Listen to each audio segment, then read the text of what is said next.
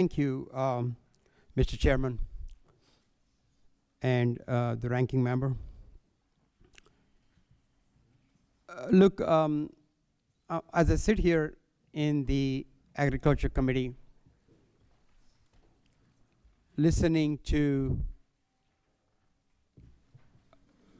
an attempt to take away food benefits from people who need it the most reminds me of the days when I was growing up in India. 6 sisters, a brother. My father lost his job, and there was time we had periods, 24-hour periods at times of hunger.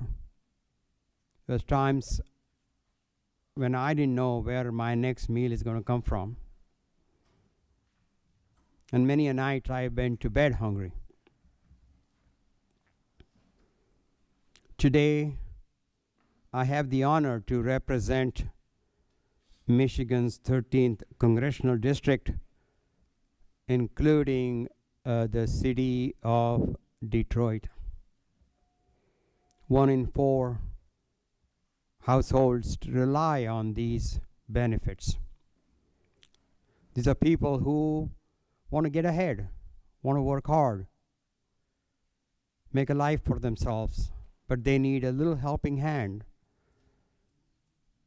as they take care of their families and pursue their American dream, like I did. And I got some helping hands. I got some help.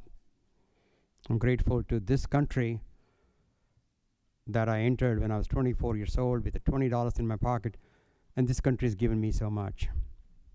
And we need to give those who are struggling a little help. So, Mr. Chairman,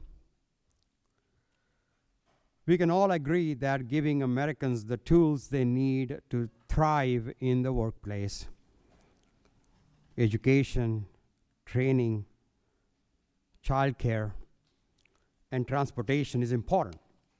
But make no mistake, the Republican policies being discussed today will do nothing to create jobs or improve the SNAP program. In fact, data shows that adding more of the paperwork requirement being discussed today will actually lead to fewer people working. According to Forbes, half of all layoffs in America this year can be linked directly or indirectly to DOGE. It is beyond cruel that Republicans want to punish people who lost their jobs, oftentimes because of the Trump administration, by taking away their food too. If these changes my amendment strikes are implemented, the 3 million Americans will lose their food benefits. This bill is about Republicans kicking tens of millions of Americans off food assistance to pay for tax breaks for their billionaire donors. Single mothers, people suffering from chronic illnesses, and those who are caring for family members who are elderly or disabled will all have their benefits stripped away. This bill does nothing to stop bad actors from scamming America's most vulnerable, but it will permanently make lives harder for those vulnerable groups who depend on food assistance to survive.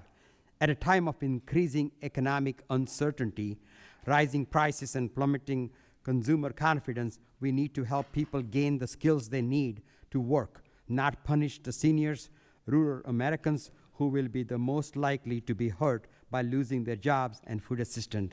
That's why I'm offering my amendment to undo these harmful changes to SNAP, and I urge my colleagues to support it.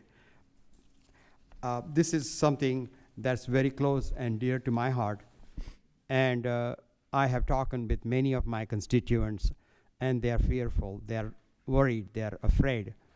And I want an appeal to my colleagues here to support this amendment. And with that, I yield back, Mr. Chair.